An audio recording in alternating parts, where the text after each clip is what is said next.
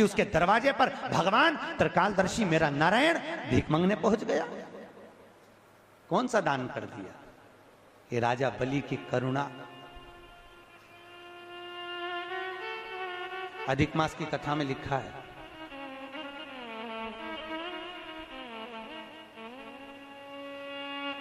अधिक मास जानते हो ना, अब की बार आ रहा है,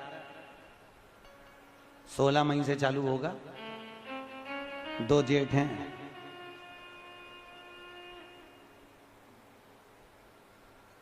एक जेठ इतना भारी पड़े, 2 जेठ कहीं करेगा। 2 जेठ अधिक मास की कथा में लिखा है, राजा बलि कौन था? पुराने समय का जुआरी, जुआ खेलने वाला। इसके बराबर दुनिया में कोई जुआ नहीं खेल सकता था जो उसने जुआ खेला। बहुत प्रबल जुआरी था, जुआ खेलने में प्रखर। पर जुए का भी एक समय होता है, किसी किसी की घड़ी अच्छी होती है तो खूब जीतता है और घड़ी बेकार।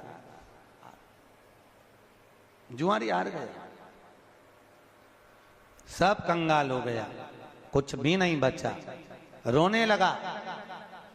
और जुआरी ने सोचा क्या करूं, जाता हूं कहीं से चोर कर लेकर आता हूं जुए में लगाने के लिए। एक ब्राह्मण के घर में गया, एक कमंडल, एक आसन, एक छतरी, एक जोड़ पादुका चुरा कर लिया आया और आज मित्रों के साथ बैठकर जुआ खेल रहा था। लगा दिया जुआ में। चारों मित्रों ने सोचा 4 चीजें, आसन है, कमंडल है, छतरी है, पादुका है, एक काम करो चारों बांट लो और ये तो अभी हारेगा, अपना अपना सामान लगाओ। चारों जुआरियों ने अपनी अपनी सारी संपदा, जितना दौलत, जितनी सत्ता, जितना वैभव था, चारों ने लगा दिया, क्योंकि ये तो हारेगा, अभी हारेगा। और जैसे ही लगाया, आज भगवान ने ऐसी करुणा करी कि वो जुआरी आज जीत गया। और जैसे ही जुआरी जीता, बस जीतने के बाद तो ऐसा फूला, ऐसा फूला, धन वैभव खूब हो गया, 4 जगह की सत्ता मिल गई। और आप सबको मालूम है, जिसके पास में धन बढ़ जाता है उसके 3 मित्र बढ़ जाते हैं। कितने? 3।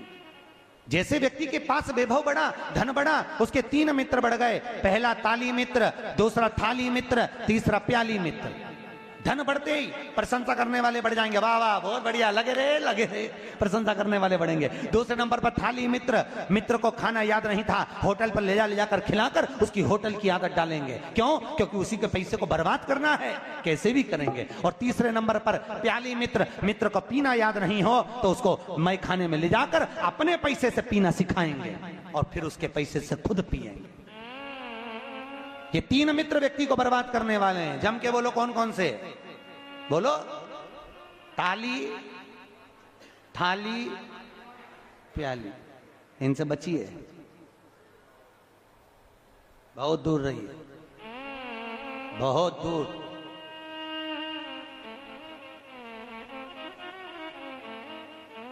जुआरी के मित्र बन गए, बर्बाद। वेश्याओं का संग कर लिया। एक दिन वेश्या ने कहा मेरे लिए गजरा, वो जानते हो ऐसा लगाती हैं, गजरा और बीड़ा, बीड़ा मतलब पान, लेकर आना। और वेश्या चली। वेश्या ने तो कह दिया, जुआरी लेकर चला, खूब नशे में धोता है। सामने पत्थर आ गया, पत्थर आया तो लुढ़क गया, लुढ़का तो बेहोश हो गया। गजरा बीड़ा सब गिर गया, पान मान। होश आया, उठाया, गजरा और बीड़ा को उठाया, अभी भी नशे में था। सामने शंकर जी का शिवलिंग देखा, उसको आ गई गुस्सा, बताओ इसी ने मुझे गिराया है। किसने? अरे बोलो तो, शंकर जी के शिवलिंग। इसको आई गुस्सा, इसने कहा इसने मुझे गिराया है। और नशे में धुत होकर सामने एक मंदिर में शिव जी का शिवलिंग था, इसने बीड़ा और गजरा उठाया, शंकर के शिवलिंग पर फेंक दिया, ले तू खा ले। और जुआरी चला गया। 8 महीने बाद कहीं वो कुएं में डूब के मर गया। ऊपर गया, यमराज ने उसके पाप और पुण्य को गिना तो चित्रगुप्त महाराज बोले इसने पापी पाप करा है, कोई पुण्य नहीं करा। इतने में धर्मराज ने कहा इसने एक पुण्य करा है। क्या? इसने गजरा और बीड़ा शंकर जी के मंदिर में दान करा है। इतने में धर्मराज ने जैसे ही बोले तो यमराज बोले दान नहीं करा था, नशे में था। और शंकर जी पे इल्जाम लगाकर इसने फेंका था कि भले फेंका, फेंकने को तो नल्ली में फेंक देता, पर फेंका तो शंकर के ऊपर। तो क्या करा जाए? धर्मराज ने कहा गिनो ये कितने कदम चलकर शंकर के मंदिर तक पहुंचा था। तो कहा 12 कदम चलकर ये शिव मंदिर तक पहुंचा था। धर्मराज ने कहा एक काम करो, 12 घड़ी के लिए इंद्र को सिंहासन से उतार दो और इसको इंद्र बना दो, क्योंकि शिव मंदिर तक पहुंचा था। 12 घड़ी के लिए जुआरी को इंद्र बना दिया। इंद्र ने बनकर जुआरी ने मन में सोचा 12 घड़ी के लिए मैं इंद्र बना हूं, केवल गजरे और बीड़े का दान शंकर जी को करा तो मैं इंद्र बन गया। अगर थोड़ा ज्यादा दान कर देता तो जिंदगी संवर जाती। क्या करूं, मौका नहीं छोड़ूंगा, 12 घड़ी के लिए बनाओ। ताली बजाई, एरावत को बुलाया, दान कर दिया। अप्सराओं को बुलाया, दान कर दिया। इंद्र की सत्ता में जितना सोना चांदी हीरा पन्ना अंबर पीतांबर सब दान कर दिया। और 12 घड़ी बाद नीचे उतर गया। उतरते से जब इंद्र कुर्सी पर बैठा, इंद्र ने ताली बजाकर अप्सराओं को बुलाया तो है ही नहीं, एरावत बुलाओ तो है ही नहीं, सोना चांदी है ही नहीं। इंद्र ने पूछा कहां गया? तो दूतों ने कहा वो बैठा था ना जुआरी, सब लुटा गया।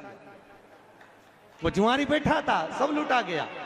इतने में इंद्र दौड़कर भगवान शिव के पास पहुंचे। भोलेनाथ भोलेनाथ। शंकर जी ने पूछा क्या हो गया? प्रभु अरे ऐसे जुआरी को आपने सत्ता पर बिठा दिया, वो 12 घड़ी में सब कुछ बर्बाद कर दिया। अरे शंकर भगवान बोले रे इंद्र, तू इतने सालों में नहीं कर पाया, वो 12 घड़ी में करके निकल गया। 12 घड़ी में, देख ले। वहीं पर भगवान विष्णु खड़े थे और भगवान विष्णु ने आकर भोलेनाथ से कहा प्रभु इसके बराबर दुनिया में कोई दानी नहीं हो सकता। आज मेरा मन कर रहा है कि इस जुआरी के दरवाजे पर मैं भीख मांगने जाऊं। जा रे जुआरी, पृथ्वी पर तेरा अगला अवतार राजा बलि के रूप में होगा और ये नारायण तेरे दरवाजे पर भीख मांगने खड़ा होगा। जा, कितनी करुणा शंकर ने करी, देखो जरा कितनी करुणा। इसीलिए तो शंकर जी की कथा कहती है उनको ये नहीं, भोलेनाथ जी को चाहिए क्या? राम जी के पूजन में तो मिश्री लाओ ने, लड्डू लाओ ने, पेड़ा लाओ, कन्हैया जी को भी लाओ, देवी जी को भी ये लाओ वो लाओ, चुनरी लाओ ये लाओ, चूड़ी लाओ, बिछुड़ी लाओ, साड़ी लाओ। शंकर जी को क्या चाहिए बोलो? है? एक लोटा पानी, पर लोग इतने आलसी, मंदिर कई लोटा, मंदिर कई पानी और मंदिर कई शंकर। शंकर भगवान बोले आया काय को तेरे घर ही आ जाता, इतना भी कष्ट काहे करा, इतना भी कष्ट क्यों? भैया कथा चल रही थी 3 दोष, वास्तु दोष, पितृ दोष, काल सर्प दोष। पहले के जमाने में ये तीनों नहीं होते थे। क्यों? क्योंकि घर की माताएं घर के मटके में से पानी भर कर ले जाती थी। मटका पितरों का स्थान है, परिंदा पितरों का स्थान है, उसमें से पानी लिया, रसोई घर से निकली। रसोई घर मकान के केंद्र में होता था, पूरे वास्तु का केंद्र बिंदु रसोई घर होता है। उस रसोई घर में से जब पानी लेकर जाती थी तो पितरों के परिंदे में से लिया तो पितृ दोष, और मकान में से लेकर जाती थी तो वास्तु दोष। शंकर जी को जब चढ़ाती थी तो ये दोनों दोष समाप्त रहा करते थे, उछलते नहीं थे, एकदम शांत होते थे। पर आज के जमाने में मंदिर का लोटा, मंदिर का शंकर, मंदिर का पानी, तो शंकर भगवान ने कहा इसलिए वास्तु दोष भी होगा और पितृ दोष भी होगा, क्योंकि घर के परिंदे का, घर के मटके का पानी शिव के लिए नहीं आ रहा। अगर घर के परिंदे का पानी शिव को चढ़ाओगे, घर में से लेकर जाओगे, तो पितृ दोष और वास्तु दोष दोनों समाप्त रहेंगे। क्योंकि वास्तु का देव कौन है? महादेव, देवाधिदेव। चढ़ाओ। शिव को क्या प्रिय है? जल। भगवान भोलेनाथ जी के जल तो चढ़ाओ, पर घर का लाके चढ़ाओ, मंदिर का। और मंदिर का चढ़ाओ तो तुम जितना लोटा पानी चढ़ाओ उतना रुपया मत धरो। 18 लोटे का किराया, 18 पानी का, बिजली का बिल, तो पानी तुम्हारा। और कई कई तो इतने शरीफ बन के खूब लोटा भर के उठा के तुरंत पल्लू मल्लू ले लू आके हर हर महादेव। शंकर जी सोचे कैसा ढोंग कर रही, फालतू के प्रपंचे में लगी। और सोचे शंकर जी प्रसन्न हो जाएगा, ऐसे ही हो जाएगा फालतू का। मंदिर दूसरे का, लोटा दूसरे का, पानी दूसरे का, और खुदाई होता है किसी किसी को। तुम देखना आंवले के पेड़ की पूजन करने जाए, पीपल के पेड़ की पूजन करने जाए, थाली लगी लगाई मिल जाए, अपनी थाली तो छुए ही नहीं, दूसरे की थाली में से कंकु हल्दी चावल सब पीपल देवता के चढ़ा चुड़ू के, और जब तक बेचारी जिसकी थाली वो आए तो देखे तो लोटा में कहीं है ही नहीं। बताओ अब करे सर। ये शिव जी कह रहे हैं शंकर को कुछ प्रिय नहीं, जल चढ़ाया चढ़ा दो, ना बने शंकर जी बोल रहे हैं अक्षत चढ़ाया चढ़ा दो, बेलपत्र चढ़ा दो। और शिव जी तो कहते हैं बेलपत्र नी भी हो तो शंकर पे चढ़ी हुई बेलपत्र धोकर वापिस चढ़ा, फिर चढ़ा। इतना भी नहीं हो तो 3 बार बोलो तो ताली बजा। ये भी नहीं हो सके तो भोलेनाथ जी बोले जैसे मेरे ससुर ने स्तुति करी थी वैसी कर दो।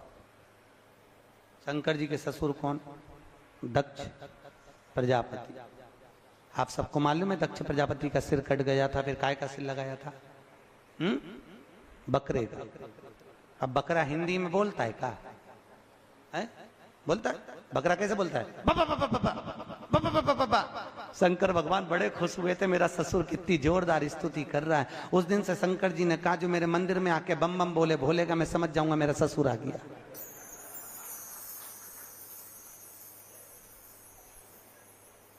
उस दिन से नियम है। लोग क्या बोलते हैं? अरे बोलो तो अच्छे से बोलो, भगवान समझ जाएंगे तुम ससुर ये सास। बोलो बम बम बोल। शिव की करुणा, शिव की।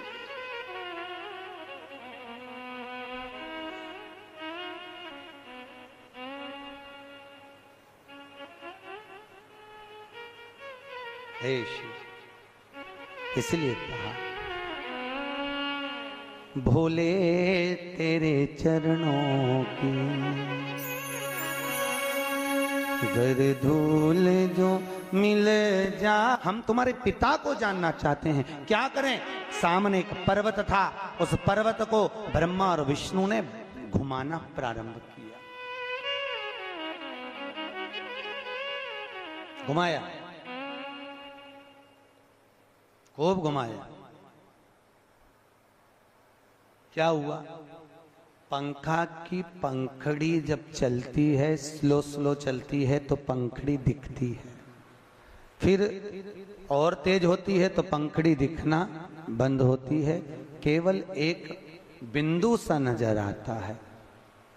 भगवान शंकर के उस पर्वत को जब घुमाना प्रारंभ करा, शिवरात्रि का दिन, पर्वत को घुमाते घुमाते जैसे कुम्हार मट्टी के गोले को घुमाता है तो एक लिंग सी आकृति प्रकट होती है, वही शिवलिंग उस पर्वत से प्रकट हो गया। शिवरात्रि के दिन प्रथम बार शिवलिंग प्रकट।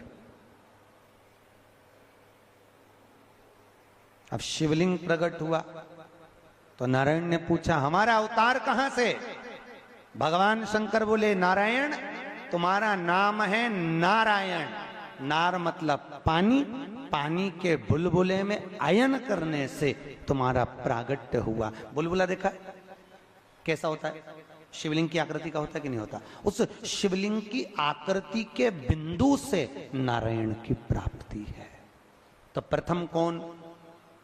बिंदु। उस बिंदु से नारायण प्रकट। शिवलिंग प्रकट हो गया। अब इतना बड़ा शिवलिंग, इतने में ब्रह्मा जी ने भगवान विष्णु से पूछा ये कौन है? भगवान विष्णु बोले यही तो परम ब्रह्म परमात्मा है, यही त्वमेव माता च पिता त्वमेव बंधुश्च सखा, तुम्हें सब यही।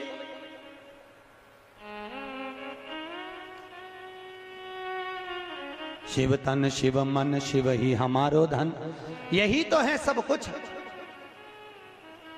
ओहो, ब्रह्मा जी को हंसी आ गई शंकर जी के शिवलिंग को देखकर। ये भोलेनाथ है, हो ये शिवलिंग शंकर है, हो इससे नारायण तुम हुए हो। अच्छा एक बात बताओ, इस शिवलिंग का सिर कहां है और पांव कहां है?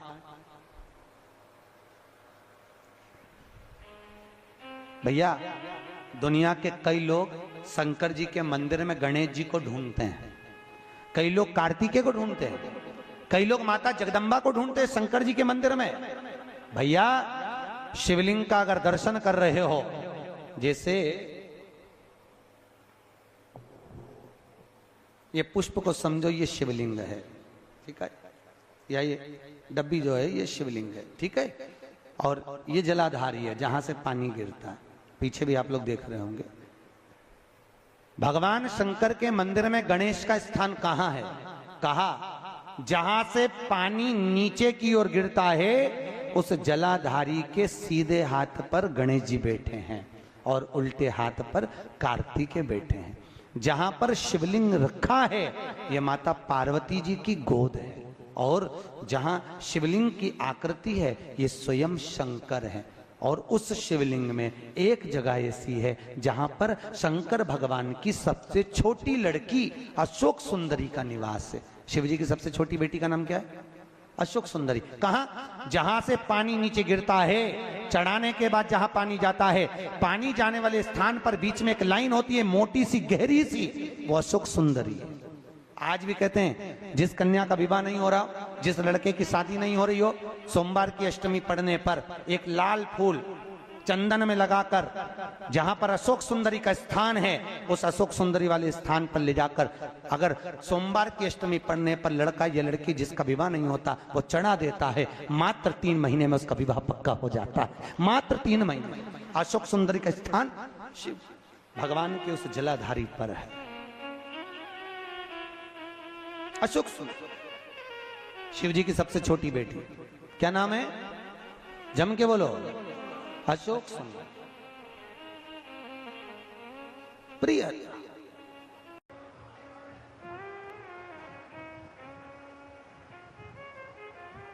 शिव महापुराण की कथा कहती है पुरुषोत्तम मास चालू हुआ है,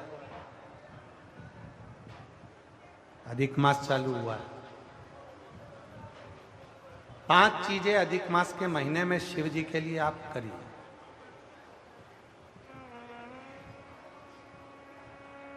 तीन वर्ष में एक बार अधिक मास आता है, पुरुषोत्तम मास आता है। हम पूरी कथा पुरुषोत्तम मास की भी आपको कथा के बीच में कहेंगे। इसलिए पुरुषोत्तम मास में जो कथा चल रही है 3 जगह पर, एक जगह करनाल में हो जाएगी, इसके बाद में फिर दुधाना गांव में महाराष्ट्र में हो जाएगी, फिर एक ऑनलाइन हो जाएगी। ऐसी तीनों कथा हमने अधिक मास पार्ट 1, अधिक मास पार्ट 2, अधिक मास पार्ट 3, इस नाम से हम इस कथा को दिए। पूरे पुरुषोत्तम मास में अधिक मास में आपको 3 कथाएं हम श्रवण कराएं, बाबा की कृपा हुई तो। और उन तीनों कथाओं का क्रम, शिव को कैसे रिझाया है। 5 चीजें धारण करो। आज 17 मई से अधिक मास प्रारंभ हुआ है जो 15 जून तक चलेगा। इस 15 जून तक के अधिक मास में 5 चीजें अपने अंदर धारण करना है। पहले नंबर का, शिव जी को 1 लोटा जल सुबह से लेकर शाम तक के बीच में कभी भी चढ़ाना जरूर। दूसरा, शंकर जी के मंदिर में या बेलपत्री के नीचे या तुलसी के क्यारे के पास में एक दीपक अवश्य लगाएं। चाहे सुबह लगाएं चाहे शाम को लगाएं, तुम्हारी मर्जी पड़े तब। दीपदान जरूर करो, जल जरूर चढ़ाओ। तीसरा, एक बेलपत्री को रख लें और उसी बेलपत्र को पहले दिन से लेकर 17 मई से लेकर अधिक मास के पहले दिन से लेकर अधिक मास के आखिरी दिन तक 15 जून तक एक ही बेलपत्र को एक कागज में या किताब में उसको रख लें। उसको रोज शिव जी को समर्पित करें। श्री शिवाय नमस्तुभ्यम बोलकर अपनी कामना करें। वापिस उठाकर उसको अपने किताब में रख लें, फिर कल वापिस समर्पित करें, फिर वापिस रख लें, फिर वापिस समर्पित करें। 1 महीना अधिक मास का, पुरुषोत्तम मास का यदि एक ही बेलपत्र को सर्वत्र चढ़ाया जाए, उसी बेलपत्र को बारंबार समर्पित करा जाए और उस बेलपत्र को अधिक मास पूर्ण होने के बाद फिर उसको जो आप मालपुआ दान करते हैं उस मालपुए के साथ अगर दान कर दें तो जिंदगी में कभी किसी के दरवाजे पर हाथ नहीं फैलाना पड़ेगा। भगवान इतनी बरकत आपको प्रदान करे, इतनी बरकत दे। एक बेलपत्र, वही बेलपत्र पहले दिन से चालू होती है। किसी भी शिवलिंग पर, चाहे पार्थिव पर चढ़ा लो, आप चाहें तो अपने, हम गुरुजी हम वहां पर नहीं है, हम कथा में रहते हैं, हम कथा सुनने जाते हैं, तो हम कहाँ चढ़ाएं?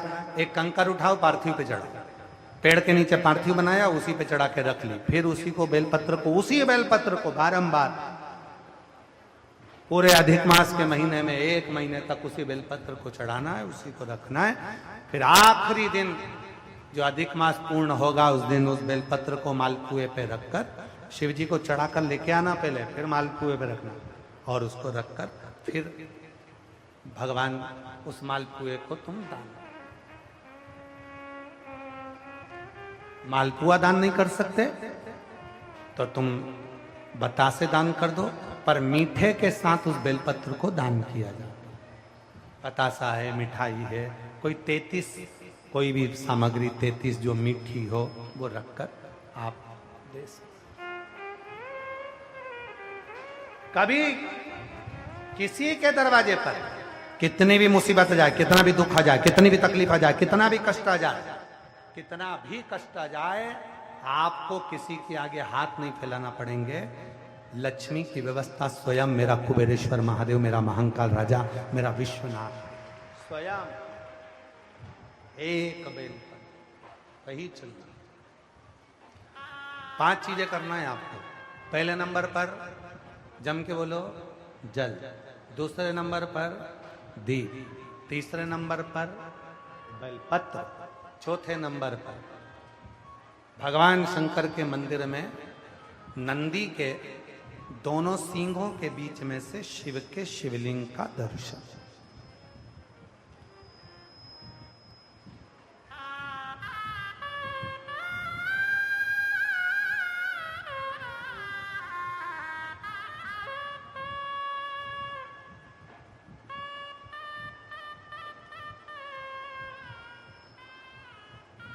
नंदी के जो सींग है उन सींग के मध्य में से भगवान शंकर का दर्शन।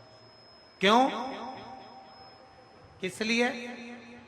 अगर पुरुषोत्तम मास में, अधिक मास में हम नंदी के दोनों सींगों के बीच में से शंकर के शिवलिंग का दर्शन कर लेते हैं तो अपने अंतिम सांस तक शरीर के अंदर कोई बड़ी बीमारी कभी नहीं आती, कोई गंभीर बीमारी कभी नहीं, क्योंकि ज्येष्ठा का अधिक आया है। ज्येष्ठा का जो अधिक होता है उसमें अगर सींग, दोनों सींगों के बीच में से शिव के शिवलिंग का दर्शन करिए, शरीर में कभी कोई बड़ी बीमारी, ऐसी बीमारी नहीं आएगी जिसका इलाज है ही नहीं। रोगी रे होकर, कष्ट भोग कर शरीर को नहीं त्याग, बहुत बड़ी बीमारी के साथ शरीर का त्याग नहीं करो। चौथा और 5वें नंबर पर भगवान शिव के मंदिर में, भगवान शंकर के मंदिर में या शिव कथा में या जहां हो वहां प्रदोष काल में, प्रदोष का समय, सूर्य डूबने का समय जब हो उस समय पर 5 बार 7 बार या तो पंचाक्षर मंत्र नमः शिवाय या षडाक्षर मंत्र ओम नमः शिवाय या श्री शिवाय नमस्तुभ्यम का जप। 5 बहुत, ये 5 अधिक मास में शंकर की 5 चीजें धारण कर लो। उसमें सबसे ज्यादा जरूरी जो है जल, दीप, बेलपत्र वही चढ़ाना वही लेकर आए, कभी कभी। हाँ, यदि घर के बच्चे ज्यादा बीमार रह रहे हैं, उनको सांस की प्रॉब्लम हो रही है, सर्दी खत्म नहीं हो रही, निमोनिया हो रहा है, बार बार उनको कफ जम रहा है, तकलीफ हो रही है, तो पीपल का छोटे से छोटा पत्ता लीजिए और एक बेलपत्री का पत्ता लेकर दोनों पत्र को अधिक मास की सप्तमी के दिन शिव जी को समर्पित कर दिए। पिपलेश्वर महादेव का नाम लेकर उसको समर्पित करिए। उन दोनों को उठाकर लेकर आ जाओ। उन दोनों को जहां बच्चा रहता है उस घर में किसी भी स्थान पर उसको रख दीजिए। उसकी जो कफ जमना है, जो निमोनिया है, वो धीरे धीरे समाप्त होना प्रारंभ हो जाता है। सप्तमी तिथि अधिक मास, इसके सिवाय नहीं होगा। वो अधिक मास के सिवा वो हो ही नहीं सकता, केवल अधिक मास। अधिक मास की सप्तमी तिथि को पीपल का पत्ता, छोटा छोटा ही बेलपत्र का पत्ता समर्पित किया। नाम लेना है पिपलेश्वर महादेव। क्या नाम है? जम के बोलिए जरा, पिपलेश्वर महादेव। हमने पहले भी कथा में कहा, एक है कुंदकेश्वर महादेव, जो दवाई नहीं लगती, कुंदकेश्वर का नाम का स्मरण करो। कफ शरीर में, निमोनिया, सर्दी, इसको समाप्त करने के लिए पिपलेश्वर।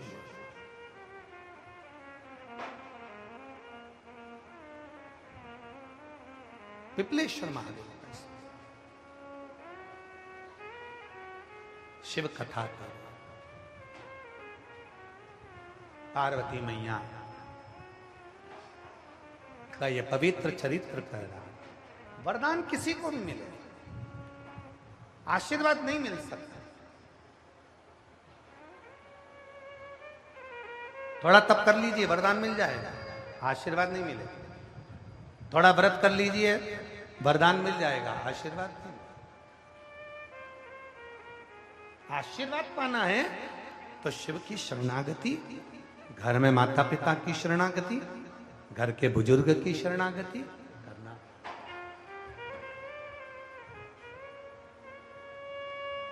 और शंभु शरणे मांगू घड़ी दुख काटो, दया कर दर्शन आपो। शंभु शरणे मांगू घड़ी रे घड़ी। क्यों? आशीर्वाद चाहिए हमें, वर नहीं चाहिए। हमें वरदान नहीं, हमें आशीर्वाद की जरूरत है।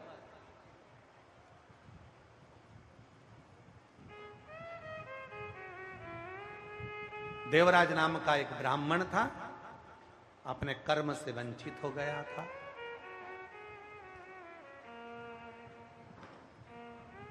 कर्म से वंचित हुआ,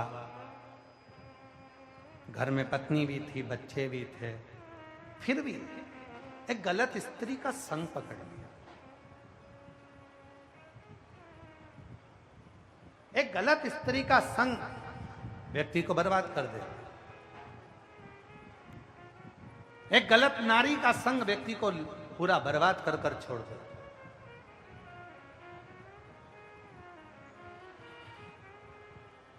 और देवराज को एक स्त्री ने पकड़ लिया, और स्त्री ने देवराज को पकड़ लिया। एक दिन वो स्त्री ने कहा, जो रानी के गले में हार पड़ा है वो हार मुझे चाहिए। देवराज उसको चोरी करने गया, चोरी कर कर ला रहा था, शरीर में ताप पड़ गया था। शिव मंदिर में जाकर उसको ठंड लगकर वो छुप गया। शिव पुराण के 2 शब्द उसके कानों में चले गए और बेलपत्री के वृक्ष के नीचे उसके प्राण छूट गए। उसके प्राण चले, मर गए, शिव के धाम चला। किसी ने कहा कि वो तो पापी था, पाप कर्म करता था, गलत स्त्री का संग पकड़ लिया था, गलत काम किया उसने, फिर वो वैकुंठ कैसे जा सकता? फिर वो श्रेष्ठ धाम कैसे जा सकता? शिव के धाम कैसे जा सकता? 33 कोटि देवता में केवल एक देवता है, देव अधिदेव महादेव, जो तुम्हारा धन नहीं देखते, जो तुम्हारा सुख नहीं देखते,